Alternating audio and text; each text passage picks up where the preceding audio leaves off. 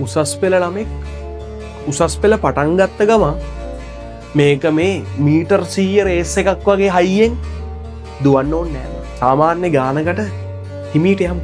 හරියට මැරතන් එකක් වගේ. බොලට තියෙන මේ ප්‍රශ්නේ තමයි මේ දවස්වල කොහොම හරි අයිලන්ඩ් රෑන්ක් එකක් ගන්න. හොඳම ඉසෙන්ඩාගයක් අරගෙන ලෝ ෆැකල්ටි එකට යනවා. ලකුණු 95කට වඩා ඒ තුනක් අරන් කොහොම හරි හොඳම ප්‍රතිඵලයේ විදිහට මම කිරුළුදා. තාම බොලමේ සබ්ජෙක්ට් එක 6-4ක් දන්නේ නැති පොඩි උන් පාන්දර නැගිටිනවා. රෑ එළි වෙනකම් පාඩම් කරනවා. නෝට් එහෙම හොයනවා.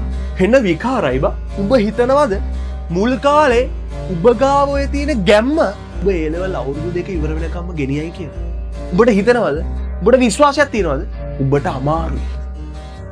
මම ඒකයි කියන්නේ මේක හරියට මැරතන් එකක් වගේ කියලා. හෙමින් දුවමු. හරි වැඩපිළිවෙලක් එක්ක. හිමිහිට මේ මැච් එක හරියට ගහමු. හයියෙන් දුවලා හති දාගෙන කෙලව ගත්ත අය අනන්තයි අප්‍රමාණයි.